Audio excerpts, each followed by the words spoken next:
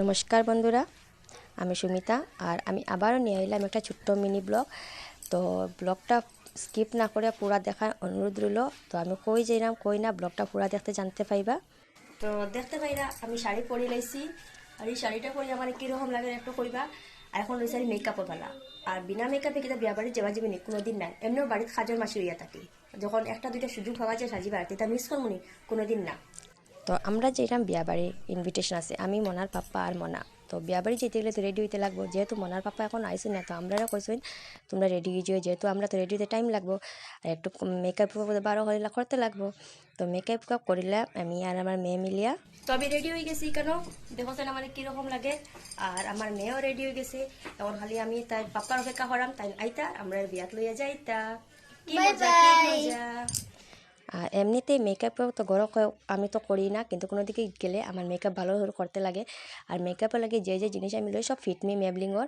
এমনি যাই হোক মুখ করে কথা, যে কোনো জিনিস তো মুখে লাগাইলে হইতো না। তারপর রেডি হয়ে গেলাম, আর মা এখানে কয় আমার শাড়ি পরাটা হয়েছে না, আসলটা নেওয়া হয়েছে না, সেখানে বিয়া বাড়ি তুলে বলে আমার বহুত অসুবিধা হইব খাইতে হইতে।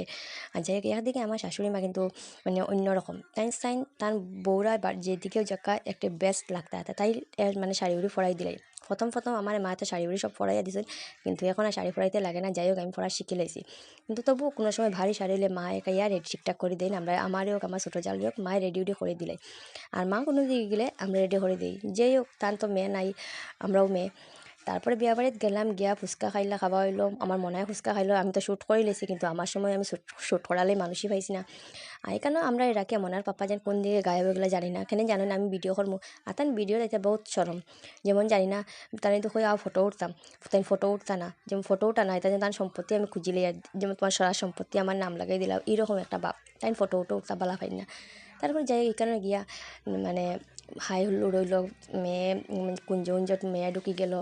আর এখানে যখন বিয়ার নিয়ম চলে, একদিকে তো খুশি, কিন্তু একদিকে আমার দুঃখ লাগে এরকম দিন আমারও আসলো। তো ছোটোর থেকে মা বাবাই খাওয়াইয়া দাবাইয়া ফড়াইয়া লেখায় বড় করলা, আর হঠাৎ বড় হওয়ার পরে তারা সবরে সারিয়া অন্য পরিবেশও আও নিজরে অ্যাডজাস্ট করো, মানে এটা ভাবিয়া মানে নিজের বিয়ার সময়টা মন হয়ে গেছে। তাই হোক এটা পার্ট অফ লাইফ, এটা নিয়ে অত ভাবতে লাগে না, কিন্তু এটা দিয়া পরে নিজের মনে বুঝ দিছি। তারপরে বাস বিয়া এনজয় করাতে লাগলাম। বিয়াতে দেখে লাগলো খাবার ফালা। তো খাবার পালত বইয়া তো এখানে তারা প্রথমে দিলাইল ডাইল বড়া পাপড় স্যালাড, আর খানি দানির আয়োজনটা বহুত মস্ত আসলো, কিন্তু ফুচকা ফুচকা খাইয়া পেট ভরে গেছে, তাই বেশি খাইতে পারলাম না।